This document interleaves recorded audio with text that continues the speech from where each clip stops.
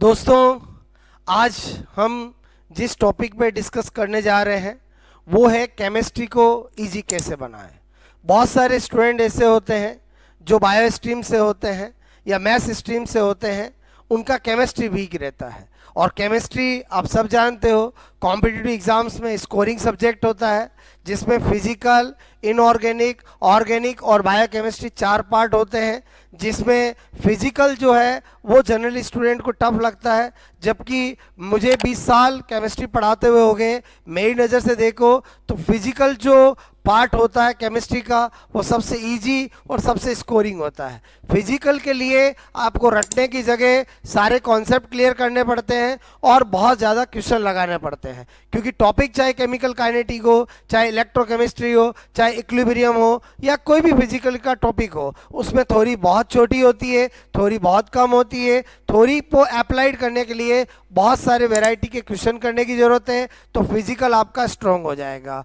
Organic जो chemistry है उसके लिए आपका जो रिएक्शन मैकेनिज्म है, जिसमें M effect, H effect, I effect और ई इफेक्ट, ये आपके बहुत क्लियर होने चाहिए, क्योंकि पूरी ऑर्गेनिक का बेस यही है। आपका अगर रिएक्शन मैकेनिज्म का पार्ट बहुत स्ट्रॉन्ग है तो आपको ऑर्गेनिक में कहीं प्रॉब्लम नहीं आती है। मैं हमेशा जो रिएक्शन मैकेनिज्म का पार्ट है अपने स्टूडेंट का बहुत अच्छा करता हूं, ताकि उनको एक सोच डेवलप हो कि इंडक्टिव इफेक्ट, प्रेरणिक प्रभाव को कहाँ यूज कर सकते हैं, प्रेरणिक प्रभाव क्या होता है, कितने टाइप का होता है, प्लस आई, माइनस आई, ये सभी स्टूडेंट जानते हैं। लेकिन जब तक आप इनको कैसे यूटिलाइज करोगे, कहाँ अप्लाइड करोगे, ये नहीं जान पाओगे तो आप क्वेश्चन नहीं कर पाओगे। इसी तरह से एम इफेक्ट, इसी तरह से एच इफेक्ट, ये भी अप्लाइड की तरह सीखना पड़ता है। क्लियर? अगर आप रिएक्शन मैकेनिज्म पर ध्यान देते हो तो ऑर्गेनिक आपकी वैसे ही बहुत ईजी हो जाती है, और ऑर्गेनिक भी स्कोरिंग होती है।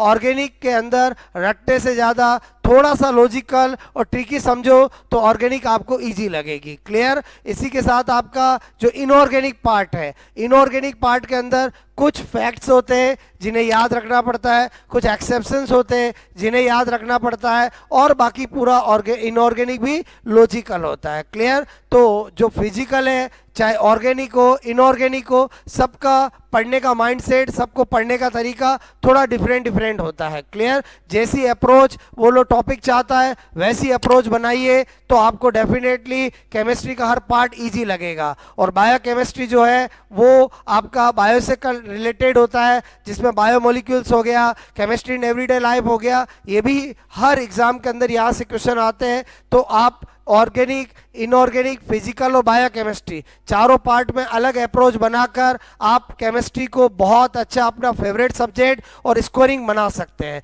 और एक बात, केमिस्ट्री के अंदर जब भी आपको और स्ट्रॉन्ग बनाना है तो जो भी टॉपिक डिटेल से पढ़ो, शॉर्ट नोट्स बनाइए, बार बार रिवीजन कीजिए, जिससे आपको बेसिक चीज़ें हमेशा दिमाग में रहेगी, तो आपको एक टॉपिक का रिलेशन दूसरे टॉपिक को करने में दिक्कत नहीं आएगी। क्योंकि केमिस्ट्री के अंदर जब पूरे सिलेबस से एग्जाम में क्वेश्चन आते हैं तो बहुत सारे क्वेश्चन ऐसे होते हैं जो इंटर रिलेटेड होते हैं 2-3 टॉपिक से। क्लियर? तो वो स्टूडेंट तभी कनेक्ट कर पाएगा जब उसको पूरी केमिस्ट्री शॉर्ट फॉर्म में माइंड में रहेगी। क्लियर?